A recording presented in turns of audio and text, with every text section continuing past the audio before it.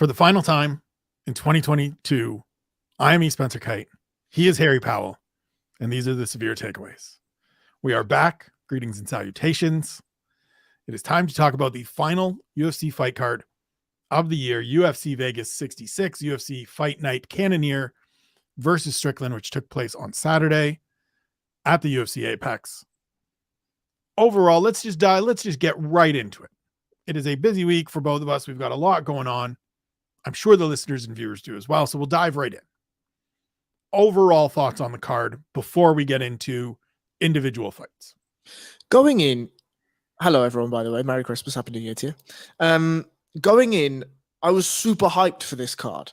I genuinely was. I don't know whether it's because I know I have 2 weeks break now. I don't know whether it's because I genuinely just enjoyed some of the matchups, and I'm obviously being facetious. Like I really enjoyed some of the matchups on paper.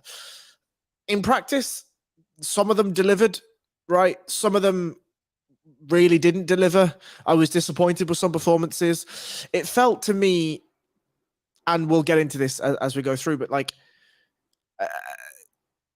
you watched fighters that should have won lose, and you watched fighters that should have lost win, and that to me is always sad, right?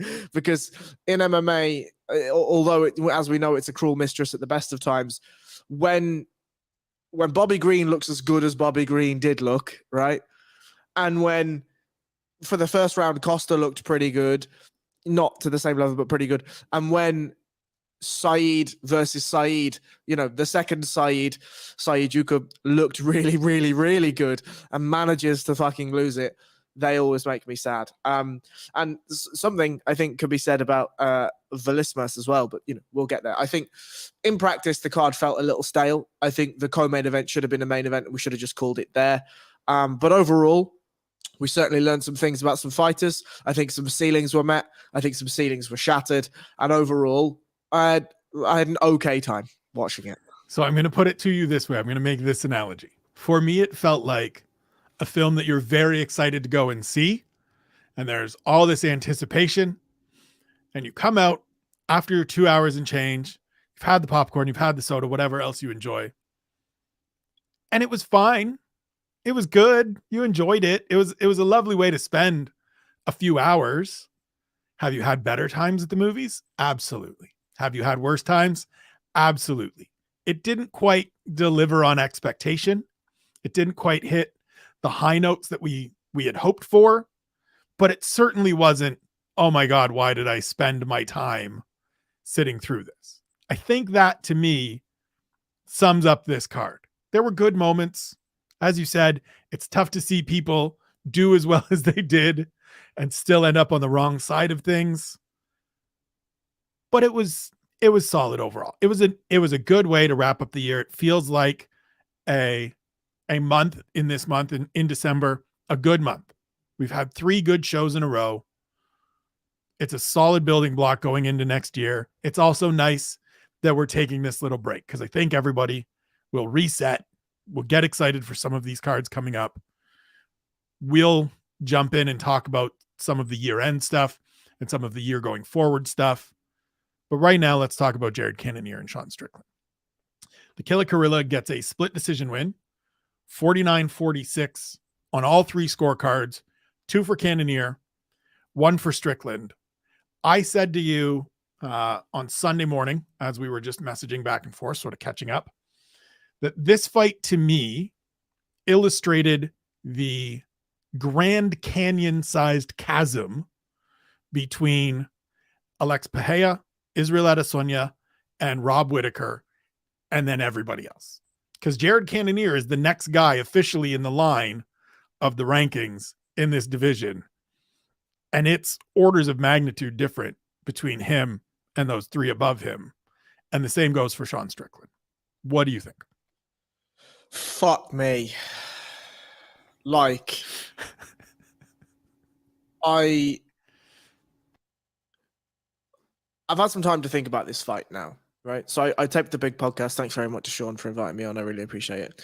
And I was fresh off watching the fights, right? And I was a bit frustrated then. But the more that I I think about it, the more frustrated I am about this. And that's that. I'll start with Jared Cannonier. For Jared Cannonier, he's clearly a fantastic athlete. He's well muscled. He clearly hits very, very hard. We know that he has big power because he's knocked out heavyweights at heavyweight. And now he comes down to middleweight and he changed his style, as he would have to change his style so that his cardio holds up against quicker, more agile, lighter guys. But there's just not enough of anything, right? Like, it doesn't feel like he's listened to Trevor Whitman at all. It doesn't feel like he's got a game plan that forces somebody like Sean Strickland to do the things he wants Sean Strickland to do, right? It seems like Jared wants to get in Sean's face, pressure him a little bit, and then force Sean to overreach on shots so that he could land big. Instead, he just stands in front of Sean, does very little, gets frustrated, throws a big overhand right, misses, and then does the same thing again for 5 rounds. And for Sean Strickland, he releases all this footage of him knocking out dudes in the gym with all this variety and spinning shit and high kicks and knees and whatever. And then you put him in the fucking octagon and he puts his feet the same width as his fucking shoulders and he throws 3 jabs around. Like, what are we doing, lads? Like, I understand that this is extremely high stakes. I understand that there are big performance anxieties that occur not only when you're the main event of a UFC fight night card or pay-per-view, frankly. Not only the fact that there's half your paycheck riding on this and you've got a family and yourself to feed and mortgages to pay and medical bills and everything else. It's not only that, you know, standing across from you is somebody who has every capability to shut your lights out and cause you extreme physical damage. But this is what we signed up for, boys, you know? And I feel like nothing from a technical perspective went wrong in this fight. It was actually just a lack of mental willingness to just take hold of the fight and move forward. And I know that to be the case because in the last 2 minutes of the fight, both of them opened up. And both of them were like, this has been a close fight because neither of us have wanted to step on the gas just a touch and try to take this fight away from the other person. And so with 2 minutes left, they both opened up. And it actually made that round even closer than it would have been already. Maybe let's not talk about the judging because, you know, we've already done that on the big podcast. Otherwise, I'd like to hear your thoughts, but I'm not going to talk too much about the judging. But it's just such a frustrating fight because, as you say, if Sean Strickland went out there and just threw maybe a right hand and another kick, he could have taken over that fight significantly. And he could be like, look, I fucked up against Bahia. I employed the wrong game plan. No problem. But chuck me in there with the next guy and I'll show you it was a one-off. Didn't. Cannonier goes out there. Probably could have stopped Sean Strickland, if we're being honest. Doesn't. Just allows Sean Strickland to jab the fucking head off him. Completely ineffective striking. And we end up with a very, very close, very hard to judge fight. Very frustrating. Yeah, there were moments where each of them did step on that gas just a little, right? Just enough to hear the engine go, where Sean Strickland would throw more than one. And he'd throw those little flurry combinations and you go, Jesus, why doesn't he do that more often? Because he backs Cannonier up and you're like, this is great. And Cannonier has a couple of those moments where he's switching angles and looking to wade his way in a different way rather than just plodding forward, and he lands and you go, great, do more of this. And neither of them did. Neither of them chose to at all. Happy to. And like, as you said, we all understand there are ramifications here. There are difficulties. You're making business decisions, literally and figuratively. But it leads to this, and it leads to you can't be questioning why people aren't super excited to see you compete the next time out. You can't be frustrated with the scorecards. You can't, like, it shuts down all the other stuff. It shuts down all the other elements. I think Sean Strickland, and we've seen it in the immediate aftermath, I think Sean Strickland is getting the worst end of this because of what you said, We see him out there sparring footage and he just wants to spar and he's beaking all the time and he's wanting to get into it with everybody that looks sideways at him on the road. And then he gets in there and he talks about, I want to know what it's like to kill a person. And he gets in there where he gets 25 minutes licensed to beat the shit out of each other, to take it as close to murder as you can get before official steps in and goes, all right, we're done here. And he's right here. And it's this. And then it's one more of these. And it's maybe one of these. And sometimes it's one of these. And that's it. And you go, I thought you're this maniac. I thought you're this guy that just all these violent urges and all of this. I want to hurt people. And there's nothing better than, okay, well, you just had your chance. And I get, look, coming off that knockout, going to be some hesitancy. But this isn't the first time we've seen Sean Strickland be this guy. So either sort it out or stop talking. One of the two. And I think there's one more thing to add here. Like, I am somebody, as you know, that would far, far, far prefer to watch a technical back and forth between two guys than I would to watch an all-out slobber knocker, right? Where there's no technique involved and a ton of mistakes. But this was neither of things. Right, right. And like, we also have to, and I hate to say this, but it is the truth, is we also have to remember who's watching this, and that is Dana White, right? And Dana White is going to be looking at both guys and being like, I don't want to book either of these cunts again. Let alone do I not want to book them. I don't want to book them in a main or a co-main event. And unfortunately, co-mains and main events is what gets you title shots. And what gets you money is title shots. And what gets you money is having the title wrapped around your waist. And so I understand vastly the ramifications for this. But let me tell you, Drew Dober's not going to have any problem getting booked again. Not a problem. Well, and in addition to getting you booked, those performances put you in the mix for fight of the night, put you in the mix for performance bonuses. So even if it isn't necessarily carrying you to a championship opportunity, it's putting 50 grand in your pocket. It's putting that little bit more. And that's another one of the things that Sean Strickland, right? Like every time you talk to him, every time he sits in front of a microphone, he tells you we're just prostitutes. This is about the money. Well, you just left half your paycheck on the floor. You just left half your paycheck in there. Because if you were on the gas, you probably could have gotten the other half of it. Same goes for Cannonier. I'm not particularly excited to see either of these guys next time out. I don't know who it would be against. There's nothing that intrigues me as I think of the division. This is a falling flat way to end the year. Let me see Michael Oleksiejczuk versus one of them guys. Yeah, I would watch that. Guy, we know we'll take it to somebody. Yeah, that guy will put himself in danger. We'll get to him shortly. Before we do, we get to the co-main event that should have been the main event. Arman Tsarukyan defeating Damir Ismagulov. Unanimous decision, 30-27s across the board. This fight was surprisingly more polarizing than I think I understood going in. There were a lot of people, smart people, educated people, wondering if Arman Tsarukyan was maybe wading in a little deeper than he should. And if Damir Ismagulov was going to be the guy that sort of showed that a little bit. I wasn't one of those people going in. You weren't one of those people going in. I expected a performance similar to this. I thought there were going to be opportunities to finish. He wasn't close on anything, but he was hunting.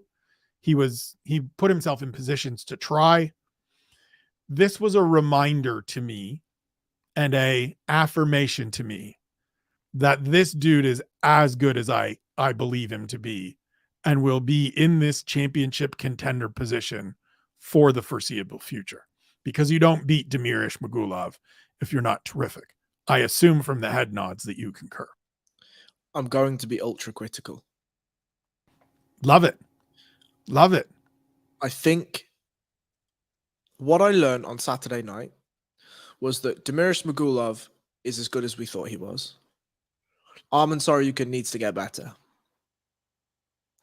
Let me explain why I say that.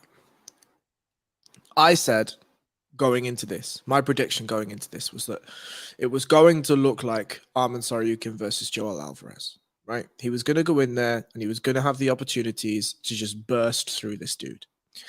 Now, Arman controlled the entire fight for the most part.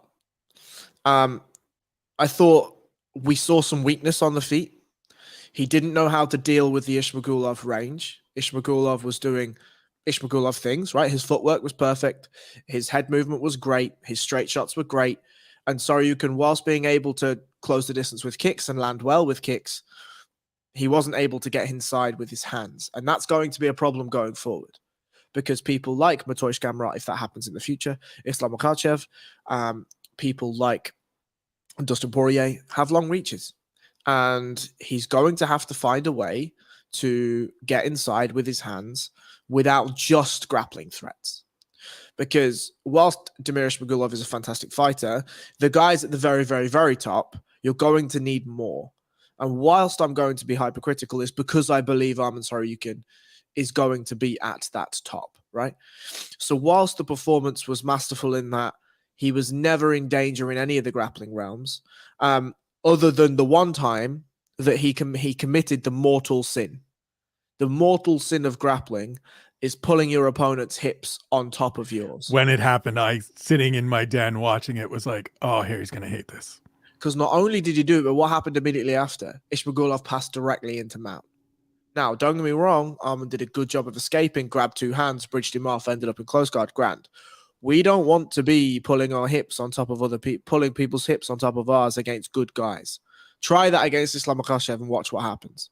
Because when he passes to Mount, you're not going to be able to get him off as quickly as you did to Ismagulov.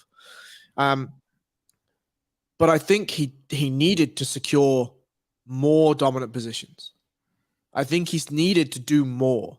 Because when it came to the scoring criteria and the judging criteria, it was a close fight. There were close rounds to score because Ismagulov did far more damage on the feet. And whilst Arman Tsarukyan was doing a lot of the controlling and a lot of the mat returns and everything else, he wasn't progressing to dominant positions for long periods of time, and he wasn't landing damage on the floor. He wasn't threatening submissions either. I personally, and you know, maybe this is just because I'm not tapping to anything of this in training, but the jaw cranks, nowhere near. Nowhere near. The way that even he had them didn't look particularly painful, not effective at all for me. Obviously, he had a dominant position. He had the back with both hooks, fine, no problem. But he didn't have any of the mechanical positioning to actually finish that strangle or that crank, right? And so I don't really score them very highly. Again, I could be wrong for that, but I didn't see them as effective. Now, the reason, again, why I say he has to do more is because in those positions, you know what makes Ismagulov break down his extra tight defenses? If you smash him in the side of the fucking head. Right.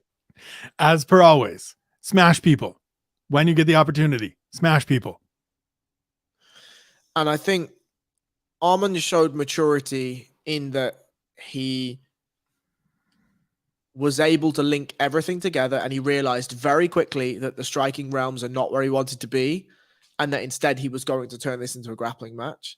But if we're going to turn it into a grappling match, we must remember that we have to try and finish this dude in order for that to try to score, for that to score in the judges' scorecards. And I think going forward, I can see him doing the grappling thing to many people.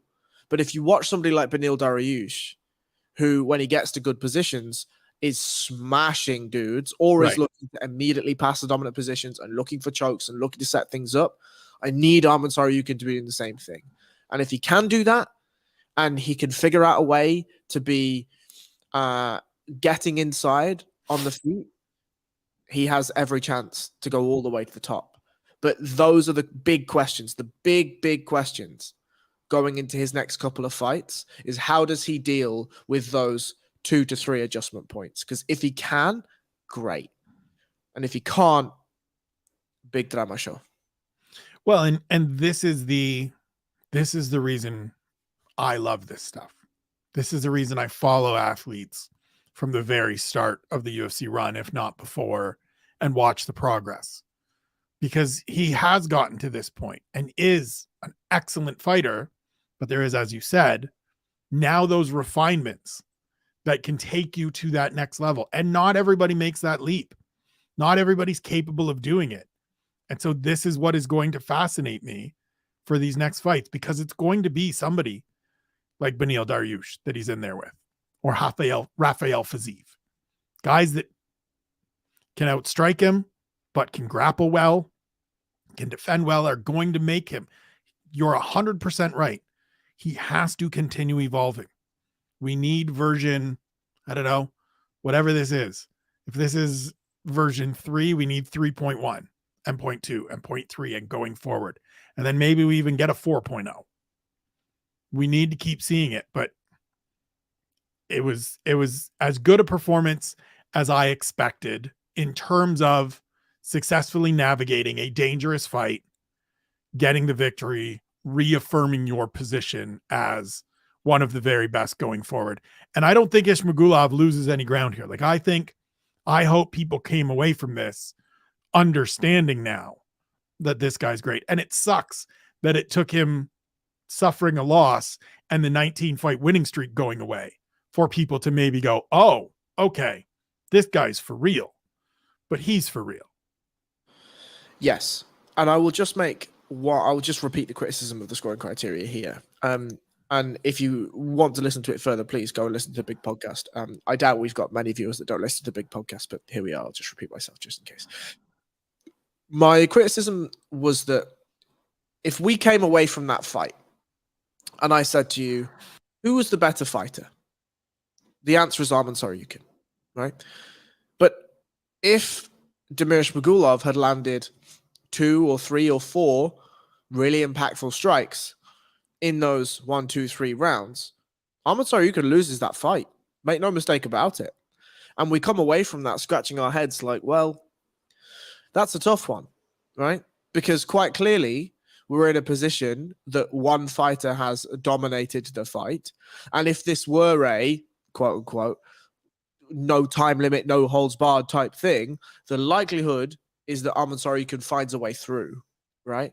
And Arman Tsarukyan beats the horse and does the things.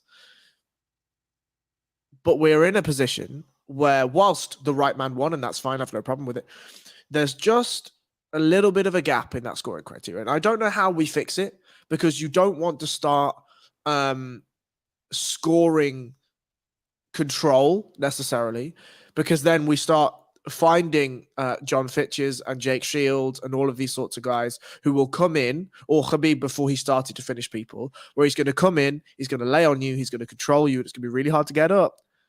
And then we are led into 15 minutes, 25 minutes of really dull fighting. And so I'm not sure what the answer is, but I think it's something to be wary of. And this is an extreme case. It's fine. But you can have as good of an analytical, technical performance as Arman Tsarukyan did and still almost nearly lose a fight. It's a very good point. I think it's one that, go listen to the big show to get Sean's feedback of it. Sean is an expert of judging and ideas and things of that. It's a thing to keep thinking about, right? Judging has been one of the things that came to the fore this year in terms of greater overall discussions. I think that's going to continue because we're in a position where this question you ask is a great extension of the conversations we're having. And if we can keep having them, I don't have an answer off the top of my head, but I assure you and the you watching that I'll be thinking about it the rest of the day and for the next couple days and trying to work my way through, some fights where that thing that you're talking about did happen. And how do we avoid it? And how do we escape it? Because it's very real, and it is part of the limitations of the system we operate under right now. We move to the flyweight division. Amir Albazi defeats Alessandro Costa. 3rd round knockout. Beautiful uppercut to get the finish. You mentioned earlier in the fighters that looked as good as they did, ending up on the wrong side of things. I don't think this is one of those ones where Costa looked like he was ahead, but a better accounting of himself than I assumed we would get. A good first round. Then Amir Albazi kind of figured it out and figured out the range and the timing and those things. Opened up in the second, gets the finish in the third. A good showing by the Brazilian newcomer, but another dominant effort from a guy that looks like the real deal in this flyweight division. Maybe. I still have big question marks, right? And I always think it's better. I've learned from yourself and Sean and Ian and Graham, whatever, that it's better to have those question marks and be skeptical and then have them answered at the right time rather than dump all of my eggs into one basket and then that person be derailed and whatever. I was questioning Sean O'Malley all the way up until the Piotr Jan fight. When the Piotr Jan fight happened, I was like, all right, motherfucker, I'm with you. No problem. No problem. No problem. No problem. Here, I think I just expected more from Albazi. I understand why there wasn't more immediately. This is essentially an unknown commodity, right? A guy coming in on his UFC debut. You've got a ranking next to your name. You don't want to be going out there doing something fucking mental, getting caught, and then the UFC are like, whoa, whoa, whoa, this isn't right. Something's going wrong here, right? But in the same vein, it seemed relatively obvious early on that Costa was not going to have the power to hurt Albazi and equally didn't seem to have much in the grappling realm for him. And whilst as we move through Albazi's career, he continues on a finishing run and he can go away and be like, well, I just finished another dude in the UFC, no problem. Those of us that watch those fights and analyze those fights are going to have a slight question mark. And my question mark is, there was a tentativeness, even in the second, at the start of the second.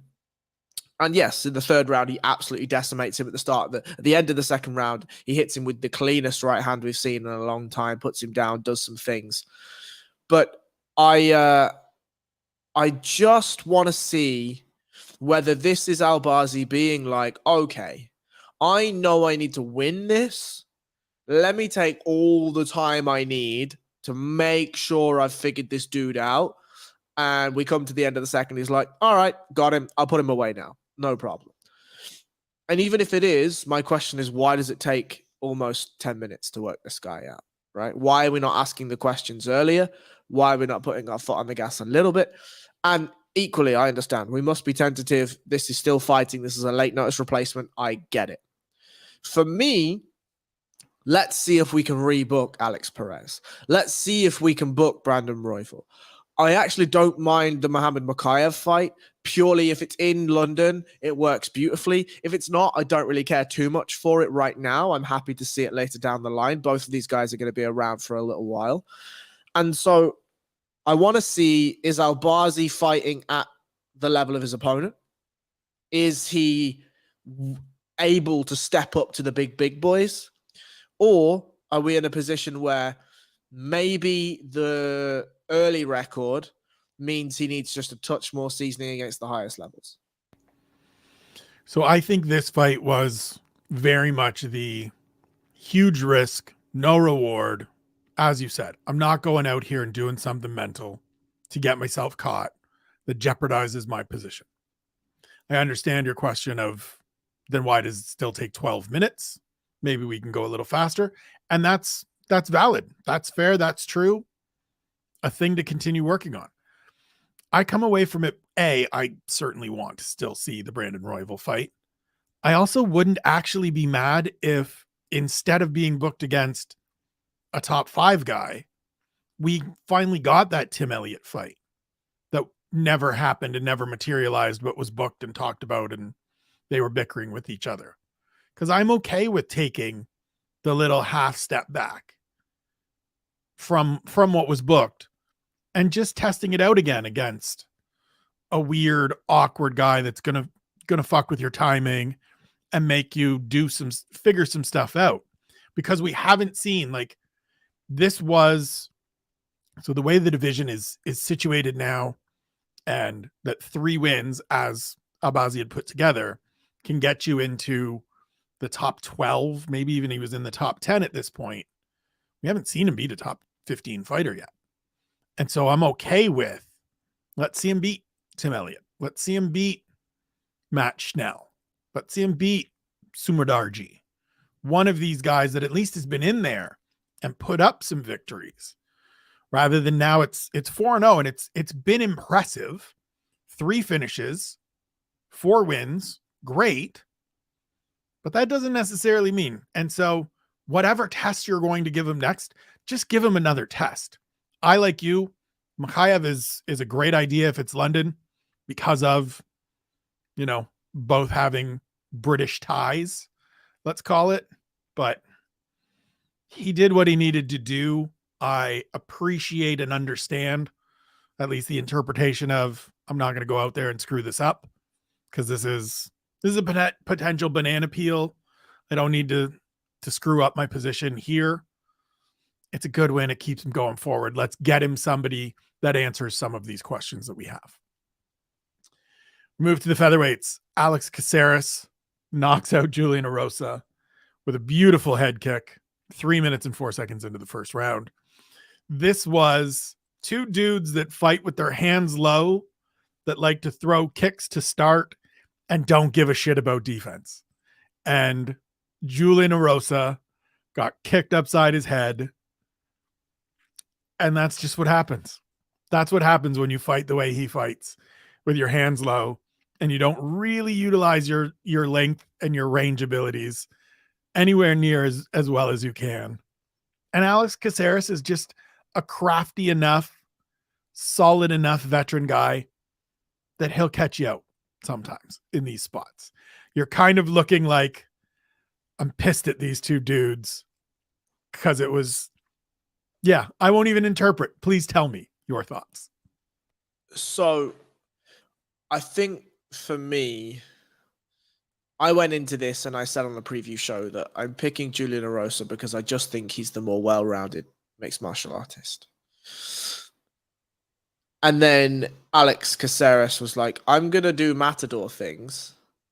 And if you're happy to run into these fakes and feints, I'm eventually going to hit you with the Edmund Shabazian.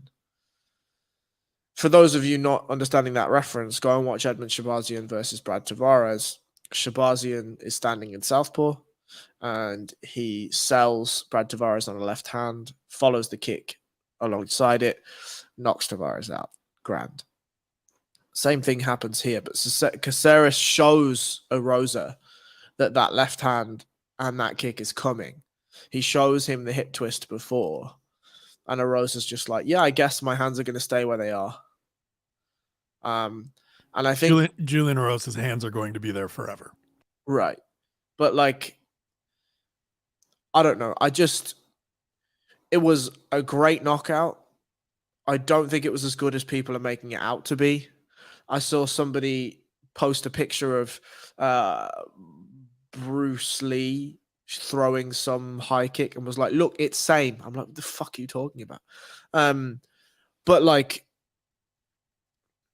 I don't know. I just think Julian Erosa has been sold something that he shouldn't have even gone into the shop for, And here we are. I mean, so for me, this result, and I said throughout the week, I don't think Julian Erosa should be anywhere near a -200 favorite. It freaks me out because I know he's not as good as that number, or he's prone to making mistakes and having things like this happen to him. It's sort of for me underscores the, all right, people aren't going to change. So even though he had 3 good results coming into this and 2 good wins in there over solid Canadians in Charles Rodin and Hakeem Dawodu, he went back and was like, but I had more fun in the Steve Peterson fight. So I'm just going to do that. And I'm not going to defend myself. I'm not going to put my hands up. And it just sort of underscores that there are guys that are limited and forever going to be frustrating, and you'll be in fun fights, but there's a ceiling, and there's a reason there's a ceiling. And if you get your hopes up around Juicy J, you are going to be disappointed. Shoot me. I love how much it's so, I think one of the reasons you and I have connected so well in this year and bonded so quickly in this year is that you have similar things to me where you just want these men and women to be better than they are. We want it more than they want it for themselves. You know and what? seeing them not do it drives us mental. Like, as I was watching Julian Erosa walk around the cage, right, just before he was pucked into the stands, was like, you watch him move, and I'm like, the amount of hours that these men and women have put in to learn the fundamentals and the nuances of mixed martial arts to then get to a level of expertise that they choose a style. And the style they choose is to have their hands by their waist. I just don't know. And like the other thing, and the very, like, jokes aside, right? The very real part of this that frustrates me the most is that Julian Erosa has not only just lost half of his paycheck on his third stint in the UFC, who knows whether he stays or doesn't stay, but he's just taken a head kick that absolutely he could have avoided should he have just adhered to the fundamental principles of striking, right? Like, the first thing you are taught when you are in your first striking class is you keep your hands by your fucking chin, you tuck your elbows, and you don't stand too close. Continue, right? And I understand, right? There are guys that are slick enough that they can get away with it. But go, and I use this guy as an example all the time, and he's quickly just becoming one of my favorite fighters. Go and watch Dustin Poirier. Very rarely do his hands come lower than his chest, right? And if they do, he has the head movement to move around. Look at Israel Adesanya. Very rarely. Sometimes when he's way out of range, he'll drop his hands, but very rarely does he drop his hands too hard, right? Too far. Piotr Jan, same. Jose Aldo, same. All these guys that we look at and think of as fantastic strikers don't drop their fucking hands. The only guy that I know that did it and is 1 in a million is the Spider. And sure, look, if you can move your head and body like that cunt, put your hands in your back pockets. I don't care, right? But for every other fighter on the planet, please, like, for your own health and well-being in the future, please just keep your fucking hands up, like.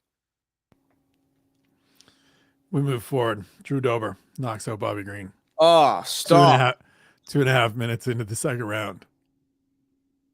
Drew Dober didn't really feel like keeping his hands up for much of this fight. Bobby Green was faster, was piecing him up, was talking to him, was piecing him up some more, was talking to him some more.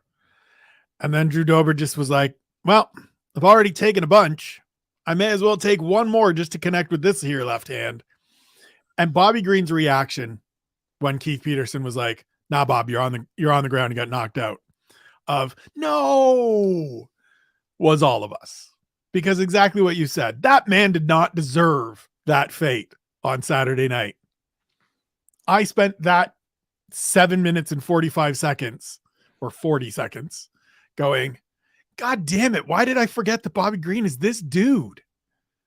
I know that Bobby Green is this dude. And then Drew Dober was like, because here's why.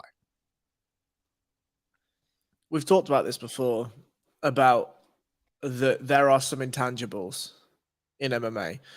And the crux of my point of this week's spotlight on Drew Dober was that when somebody walks into a gym, right, you'll see most of them be like, I want to be UFC champion. And the coach is like, yeah, I've heard that 1,000 times. And then you watch them hit a bag and, you know, it's like watching a kettle with a chocolate doorknob, like, just useless, right? And when you start to watch guys, there are some people that you notice that they've got this toughness, this grit, this determination, that when other people, you can see them start to wilt and the questions come in mentally and whatever, that they don't have those questions, or they have an ability to just block those questions out and continue to go on. Drew Dober was having absolute fits in this fight. Bobby Green early established a dilemma, and that was, if Drew Dober was in the mid-range, Green was just going to kick him in the stomach as much as he wanted. If he was trying to explode into the pocket, Green would use superior head movement, superior hip work, superior footwork to just crack him loads. Keeps his back to the cage and gives the illusion that he's trapped or whatever, and then just murks Dober over and over and over and over again. And now, I think as this round started to end and the seconds started, Bobby Green was like, oh, this dude's actually not going away. And the confidence started to slip and the talking started to slip. And Drew Dober was just tough enough to get through the punishment, to get through having his nose plastered across his face. And in the start of the second, that low kick left hook started to find its range just a touch more and a touch more and a touch more until we got to it where he lands the first one, follows up the second right hand. Green's like, oh, need to get out of here, slips the oncoming left hook, and then kind of finds himself stuck against the cage. And what are we going to do now? We're going to eat that left hand. And for Dober, it worries me, right? I'll be very honest. It worries me because there's only so long that chin continues. And if you watch that fight, I think I watched it 3 times, one live, twice for the analysis, is that you see him start to freeze when he gets hit, and then he gets hit again. And then when he gets hit again, maybe the second or the third time, he starts to wake up and move his feet. That's not a good sign, right? Bobby Green's not a big hitter, but he hits you a lot. You know, I think I worked it out that it's like 1 shot every 6 seconds in that fight. That's a lot of shots, and a lot of them were pretty fucking substantial shots. And if I'm Drew Dober, I'm going to be very, very, very worried about the decision that I made to only sign fights that are quote unquote exciting. Because as we've said, Drew Dober's coming to the tail end of his career. What is he now? 33, 32, something like that. And I understand he wants to get as many of those 50G checks as possible and then hopefully take his bow out of the sport with some of his brain left and, you know, put himself in the healthiest position possible. But let me tell you, 300-400 grand, 500 grand isn't going to be enough to see the rest of your life out, my friend. And when I watch a fighter get hit and freeze, I'm worried. Turned 34 2 months ago. Just remarried in the summer, baby on the way, as he said. Those are legitimate worries, legitimate concerns, and for exactly the reason you said. As he said in the post-fight, I'm going to keep looking for problems. Called out Jalen Turner. Jalen Turner's a big old problem for you. You get in there with that guy will make you freeze. That guy will make you go sleep one way or another. It was exactly what I anticipated it to be because of who these two guys are. Neither has to be looked at as contenders. It doesn't have to be they're moving forward. I do agree 100% with what you're saying with Drew Dober. And this becomes, and I'm finding this, and you and I have spoken about this both here and just offline. It's the thing that I'm starting to get real. It's starting to get real tough to do because I've seen all of Drew Dober's career and he's 34 and I want to see him fight because he entertaining his shit. Love watching him fight. But what you said is true. And there's going to come the next one where the chin's just that little bit less and just that little bit less. Got to be careful. We spoke about it on a Speaker's Corner, yourself, myself, and Sean, about we got to find ways to get these guys out of here safely, comfortably. I think we are getting to these next couple of years. There's going to be a whole swath of fighters, a whole generation of talent where we're asking those questions and doing the like, man, it's got to be better than this. It's got to be better than this. Not to turn this into a downer off a electric finish and a really entertaining fight. But these are the elements that we want to talk about as well, in addition to the action and the excitement of it. These are real human beings with real futures. There are real consequences to the entertainment we are getting. It is why we speak so highly of these men and women so frequently. Main card opens with Michał Oleksiejczuk getting a first-round stoppage win over Cody Brundage, his second consecutive victory since moving down to welterweight. This went about the way I expected it to, with as soon as Oleksiejczuk was in any kind of position to have success, as you said, hey man, I'm just going to smash. I'm just going to beat the hell out of you. And Cody Brundage, at the start of it, either didn't know what to do or was just kind of thought he was going to be fine. I can be fine here with closed guard and I'll try to control his hands. And after the first one landed, I'd have been like, nope, feet on hips, got to create space, got to get away from here because he's just going to smash me. And he didn't. And Oleksiejczuk smashed him. This was, so my question going into it was which one of these guys sort of takes a step forward, which one is either of these guys really to be believed, because their wins were over guys that aren't proven, or in Oleksiejczuk's case, it was Sam Alvey, and it's like they're the seventh dude to beat the hell out of Sam Alvey. I don't know that this confirms anything necessarily about the full upside of Oleksiejczuk, but it's another good performance. It's another good finish, and I want to keep seeing more. Yeah, we should ban close guard completely. We absolutely should. And credit to the comms, they spoke about it, of like, can't just be here. You got to do something right away. And you could hear Mark Montoya throughout just screaming at him that he's got to be. I think he was repeatedly yelling push pull.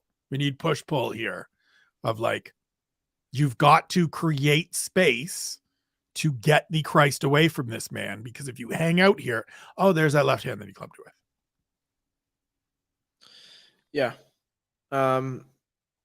Yeah, it was a fight. It happened. Brundage made poor fighting IQ things, and Oleksiejczuk did smashing things. It's whatever. We move to the prelims. Corey McKenna, your countrywoman, your fellow Welsh, I was going to say Welshman, Welsh person. What do we call Welsh people? Welshman. Is it just Welsh people? Welshmen. Yeah. Defeat Cheyenne Vlismas. Unanimous decision, 29-28 across the board. This started as, you and I were talking on WhatsApp, this started as, oh, she's going to keep doing the thing where she wants to just strike and she can't. Then she finally turned to grappling. It's a very close decision. You could make an argument for Cheyenne Vlismas. Certainly, my takeaway here is, can somebody please just, I was going to say scream at Corey McKenna, but find whatever way you need to convey the message to Corey McKenna that she needs to wrestle from second one and not look to strike with anybody. Or just adopt the Nurmagomedov plan. Like, what are we doing? Again, she takes a ton of damage. Clearly the left eye is hurting. Clearly the left eye is compromised. And it's only then that she goes in and grapples. And I mean, even the grappling didn't look fantastic. It was fine. It was good. Like, it was fine. But just, I don't understand. And maybe this is because I've never fought in high-level MMA. I'm sure that there are a ton of nuances in the footwork and the whole thing that I see, that I don't see, that somebody like Corey McKenna or somebody like Cheyenne Vlismas does see. But it seems obvious to me that when you're going up against somebody who is quite clearly taller and longer than you are, that throwing a jab is not going to land and instead is going to get you countered. And I don't know how many times Corey McKenna has to be hit for her to then realize, oh, it's not actually that my jab isn't good. It's just that I'm not long enough. And instead, what I could do is just put my forehead on her fucking chest, drive her into the fence, and take her down. And I'm not saying that Corey McKenna can't develop those hands, but you develop those hands when your opponent's arms are full of lactic acid and their legs are tired from having to keep considerably crunch and pull and hip escape and move and try to get up and bear weight and all of these things. Why are we allowing a fresh fighter who's longer and more experienced in the striking realms than we are just tee off on our face for no reason? I do not understand. And maybe Ian is right. His prediction on the preview show is he just doesn't think Corey McKenna is good enough. Maybe he's right. I still think at 23 years old, she has a ton of time to grow and a ton of time to learn.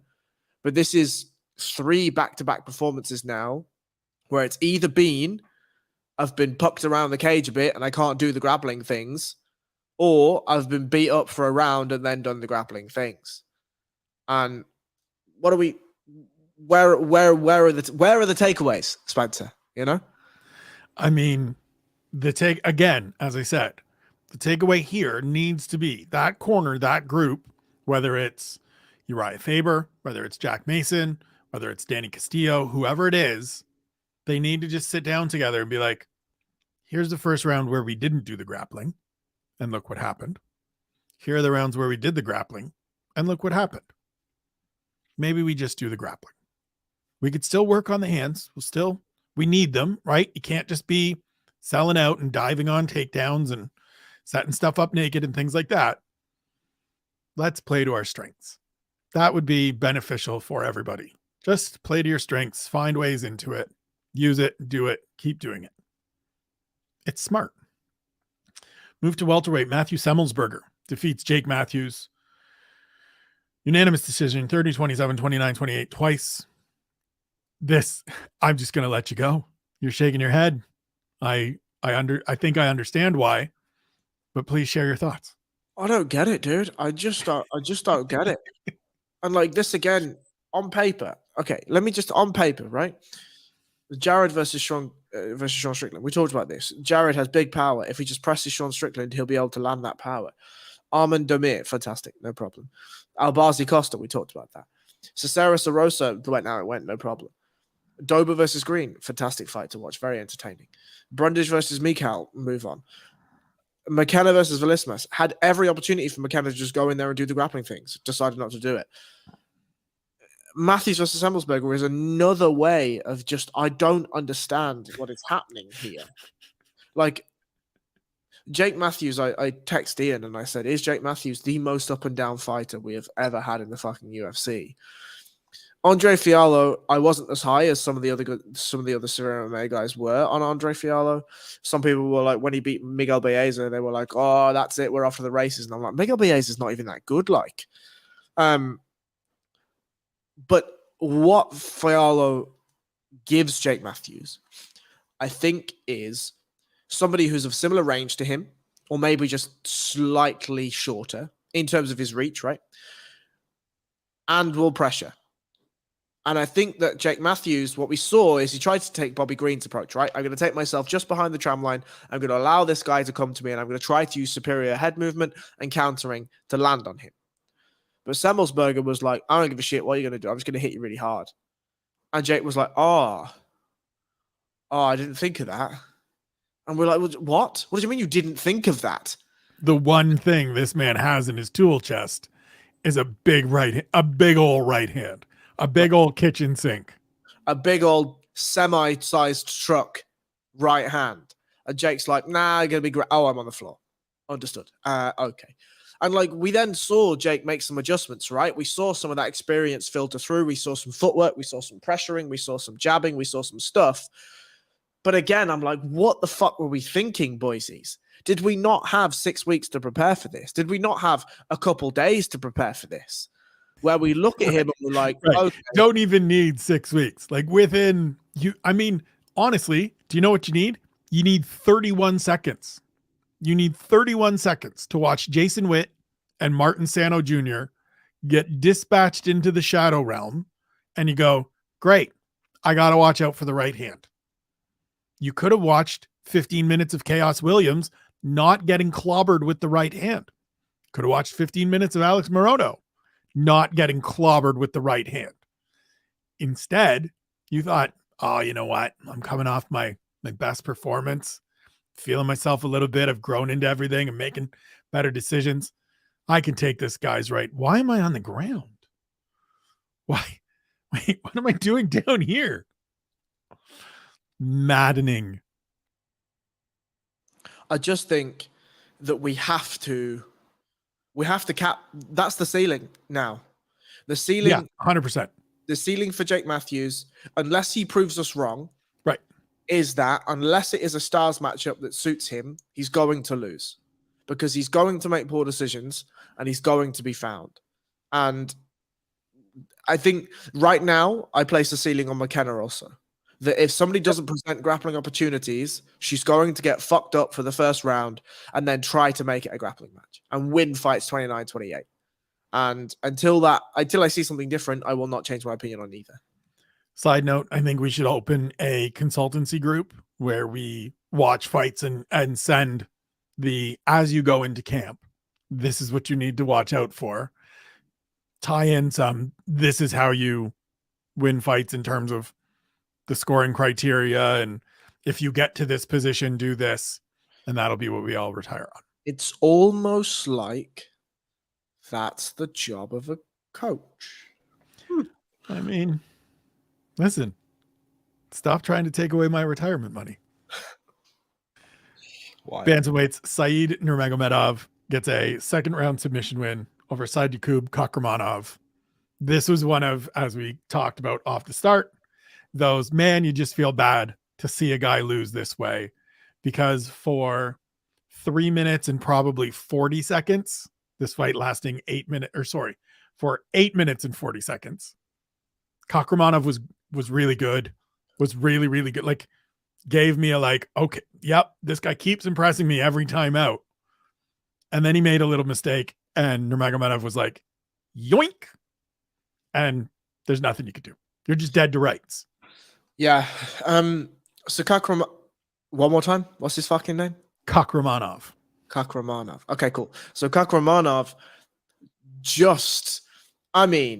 he fucking smoked Nurmagomedov in the grappling rounds, right? What we saw, which was super interesting, was just the willingness to go from turtle to 4-point to back control and then all the way back again, and then in a variety of different variations the same thing. And that was amazing, frankly. So beautiful to see, because we then saw Nurmagomedov opt for Granbying. And I think if we were to ask Khabib what his thoughts on Granbying are, it's that we don't fucking Granby, right? Right. Granbying is wrestle out. Right. Granbying is Gary Tonin at ADCC who can't get out of fucking I've forgotten your man's name. I can't believe it.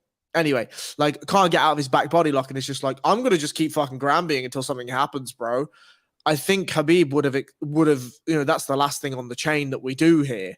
And Said was debilitated so much that was the only option he had. Now, we saw two variations of why guillotines fucking suck in MMA. And then we saw one that Arnold Allen used against Mads Burnell to save him from that performance too. And the reason why this guillotine is as good as it is because when you go for a regular guillotine, you're not creating a closed circle around your partner completely, right?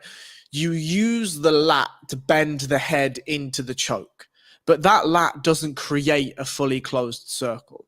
Generally, when you're looking for chokes, you want to create closed circles. If you think about a triangle choke, your hamstring, your thigh, and their arm are creating a closed circle, and your calf are creating a closed circle around their neck. If you're thinking about a rear naked choke, your arms, your chest, your neck, your head are creating a closed circle around their neck. When you think about a guillotine, the difference in variation, Arnold Allen calls it a ninja choke. You can call it that. You can call it a rear naked finish, whatever it is. Your entire arm is creating, and the base of your chest are creating a loop around. So generally what you would do in a guillotine is bail out of it by going to your back. That will allow your neck to rotate out of the choke and you can start to fight from that position. If you try to go to your back, Said will just follow you to mount and you're even more fucked than you were before, because the finishing mechanics are slightly different, right? You finish it like a rear naked choke rather than like a guillotine where you're bending the neck. And so for Said Nurmagomedov to trust in that guillotine so much is impressive, but equally for Kakhramonov, thank you. The mistake was that he allowed Said to take his hips away before he followed his hips, right? And it's a momentary failure, but fuck me, is he going to rue that mistake? And it's a shame because on his record, it's going to be that he got finished by a guillotine in round 2, and people will not remember the performance that he had. But Nurmagomedov got through that fight by the skin of his teeth, and that should be remembered. And the next time, say, Nurmagomedov fights, I'm going to talk about it. And the next time Kakhramonov fights, I'm going to remind you of it, because that's a guy that deserves to be in that division at the upper echelons, and we're going to have a lot of fun watching him. That's what I was going to say as well. It's like, I can tell you a few people that will remember it and will talk about it. You, me, and Said Nurmagomedov, as well as his coaching staff. Like, Mark Henry is going to look at that and be like, listen, man, you came out and you were doing a little bit of the mad bastardry that you like to do, the inverted Nurmagomedov approach. We got a knot. That is his signature choke. It is the one that he hit on Cody Stamann earlier in the year. He goes looking for it. Clearly it is nasty. But yeah, this should, yes, it's a loss. Don't go sleeping on Sadykhub Kakhramonov. He's for real. Everybody makes mistakes sometimes. He got caught. It happens. 2 of his 3 losses are to guys whose last name is Nurmagomedov. This, as you would say, these things happen. Catchweight fight between Rafa Garcia and Maheshate ends with Garcia winning a unanimous decision, 30-27 across the board. I mean, the only thing I have from this is like, can we do a slightly better job of addressing the fact that he has a fucking split open artery on his head? Can we, like, I know it wasn't in a bad spot, and our go-to is, oh, it's not in a bad spot that it could stop the fight. Can we just think for a minute or 3 about, well, it's not in a bad spot, but he is losing a whole lot of fucking blood. And I know it's not enough that he's going to die in there or anything, but look, split arteries are things we need to deal with. It took 2 hours, as Cub Swanson said afterwards, to stop the bleeding to finally address it. In addition to, you're still getting punched and kicked and smashed around in the head. So you're already getting brain trauma and concussion potential on top of lack of blood. So maybe let's not just do the like, we'll stop the bleeding. Let's maybe think a little bit more. And like, look, I'm not trying to take the win away from Garcia. I'm not trying to create more situations where there are technical decisions or draws or no contests, but I don't know. Let's just protect the fighters a little bit more. That was the only thing I came away from this fight thinking. Let's just maybe protect these guys a little more, because that was a lot of fucking blood. So it was a lot of blood. He said he lost 2 pints. That's a lot of blood. I didn't care. I won't lie. Like, fair. Maybe, and I hear your points. I do hear your points, and I think they are valid. I think it sounds worse, right? And True. this is, we talked about this before. Something that I would love to do is I would love to talk to fighters that, like, I'd love to talk to Bobby Green, right? In a week, obviously. He's going to be sat in a dark room for a little while, right? And then after that, I'd like to have a chat with him and be like, what's it like now? You just got knocked the fuck out. What's it like? Like, talk to me. Tell me what it's like. Let's talk about what it's like. The same for how have I forgotten his name? We literally are talking about him right now. Garcia. Thank you. He goes in the back. He has to wait 2.5 hours for his head to stop leaking blood. He realizes he's lost 2 pints, and he then has the things and the stitches and the glue and the stuff. To be like, what was it like? Talk to me about that process. Talk to me about, what do you think about in the back there? Do you think like, this is a fucking stupid idea, this fighting thing, But like, to me, maybe this is me being hypocritical, as I'm always generally on the side of protecting the fighters. But I'm like, okay, it's a cut. Seems like it's a bad one. It's not seeping into his eyes. It's not disrupting his breathing. It's not stopping him from doing the fighting. I don't see him as a compromised fighter. Do I think that the doctor could have done more and gone in and looked and been like, that looks like an artery. What's the protocol here? I don't have a fucking clue what the protocol is, frankly. Right. Can we try and fill it with Vaseline? Can we try and, get the end swell on it to try and get something, to try and help something? I don't know. I don't know. I do not know. Right. But looking at it, I was like, yeah, this is pretty gory. This is pretty bloody. But I don't see Garcia as a compromised fighter right now. Maybe I'm wrong. I don't know. Yeah, I don't know. And here's the fun part of this. I'm going to try to have that conversation with Rafa Garcia. I spoke to him before the fight. I will reach out and see if we can speak to him after this fight. Give him a little bit of time. It's just before the holidays. I'll try to time it so that it's before Christmas still. But yeah, we'll try to have that conversation because I very much would like to know. Same as you. We move forward to welterweight. Rinat Fakhretdinov dominates Brian Battle. 30-25, 30-25, and 30-27. This was, you have no wrestling defense. I will wrestle. You will stay there. And I don't think we need to spend too much more time on it. Let's see Fakhretdinov move up. This sets a bit of a temporary ceiling for Brian Battle. He still has room to grow and learn and develop and maybe get past it. But let's just move forward to Manel Kape, defeating David Dvorak, 30-27, 30-27, 29-28. Manel Kape is one of the most frustrating fighters on the roster for me because if that guy, speaking of guys that if they just stepped on the gas, I think he could have won this fight at various points by stoppage if he just stepped on the gas. But he would rather dribble an imaginary basketball. He would rather get into the speed skater pose with his hands behind his back. And it just, for all of the hype and bluster and, get on the mic afterwards and say, I'm the best fighter in the division, they have to call me out. Ain't nobody going to be calling you out, bud. And the only people that are going to be people that are like the guys ahead of you aren't going to be calling you out because you're behind them. The guys that will be calling you out are the guys that are behind you that think, I can beat his ass. So maybe go out and just have the statement wins. Go out and have the dominant performance. If you're as good as you say you are, just go show me. There were flashes again, but I'm tired of seeing just flashes from this guy. Show me more. What were your thoughts? I couldn't have said it better myself. He's a very frustrating gentleman. It seems like all the tools are there, but he just doesn't employ them. And maybe it is that you need to put him in there with a fucking destroyer, and then he has no choice but to fight to the absolute utmost of his level.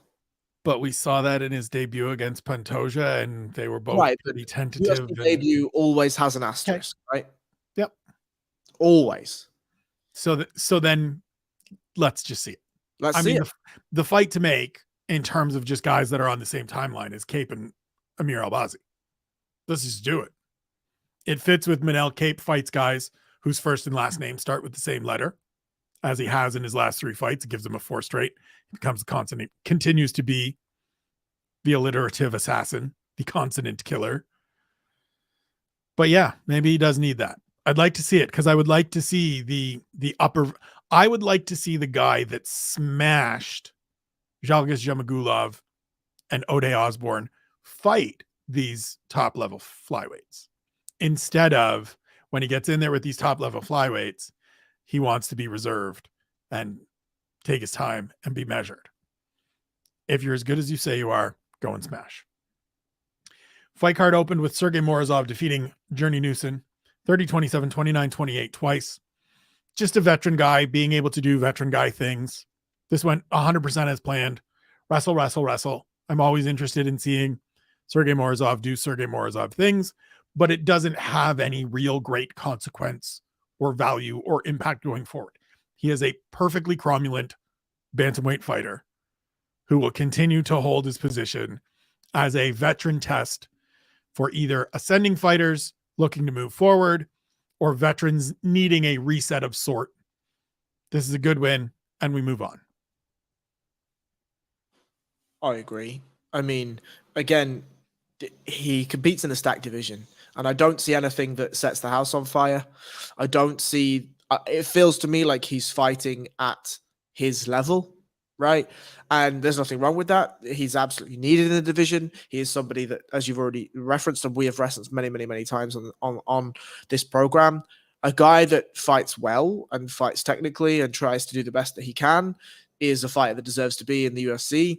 And I think that going forward, as you've already said, he will be a nice stalwart for guys coming up and coming through and coming on the way back down also. And yeah, grand, go for it, no problem. That's the year, sir. 42 events in the books. We've recapped in one way or another on this platform, either you and I, or a couple of times you and Ian, which I greatly appreciated. I think probably half of them, 2/3 of them, maybe. We will knock out all of them next year. We will. It's been an absolute treat. This has been an absolute pleasure. I know I said it a little bit last week. It has been a joy for me to help provide a platform for you to deliver your analysis. I'm glad we figured it out to where we're taping it as we are now on Mondays and airing it on Tuesdays, so that we're not getting you either in the dead of night and exhausted immediately after an event, or on a day when both of us need a day away from MMA on Sundays. This has been fun, man, and I'm really looking forward to it continuing to grow. Thank you for doing this. Look, MMA, I have a very difficult relationship with MMA, as everyone that covers MMA has a difficult relationship with MMA. And that's that I think that this is a dark, shitty, grimy sport. I really do. And I think it's infested with diseases. And I think it's not literal. I mean, sure, some literal, but not completely literal. But I think that it's infested with a brigade and an army of people that choose to exploit people that are putting their lives on the line for our entertainment. However, there is vast and deep beauty in this sport, and vast and deep beauty in some of the people that cover it, some of the people that promote it, and the fighters themselves. And I think that having a platform, which I'm very grateful to both yourself and SevereMMA, and equally, way back when, Mr. E. Spencer Kite's Keyboard Kimura channel, I'm very grateful to be able to try to cover it in a way that I think does justice to those fighters, promoters, and media members, but also to the platform of SevereMMA and to yourself, right? Because at the end of the day, who knows how long MMA is going to last, right? You and I have had speakers corners before with Shawnee and outside, where we're like, maybe the right thing to do is just close this whole fucking thing up and just be like, lads, I think we're done with it. Clatter the windows, board the doors, let's go. Here we are, week after week, evening after evening, pouring our souls out to this sport that has nothing for us, no financial repercussion, no recognition, no solitude, but we're here and we're doing it because throughout this toxic relationship, there is still burning embers of love there. And for everyone that's followed over the year, this program, anything I've done, anything Spencer has done, thank you very much. We appreciate it. It would be very difficult for us to do what we do if we were shouting into the complete black hole ether. So to have any of the feedback that we've had from you, to have any of your viewership, any of your time, we greatly appreciate all of you. As Spencer said, we will continue on next year trying to cover all of the events. Whether I or Spencer is around for all of them is another matter. I have some things that may take me away from SevereMMA, at least for one weekend of next year. And other than that, we're gonna do our best to get it done. And we appreciate everyone. Thanks very much. I couldn't have said it better. He is Harry. I am Spencer. We thank you. We appreciate you. We love you. Be good to yourselves. Be good to one another. Enjoy the holidays. Reach out if you are not enjoying the holidays. We're here to listen. Thank you for listening. Thank you for watching. We'll speak to you soon.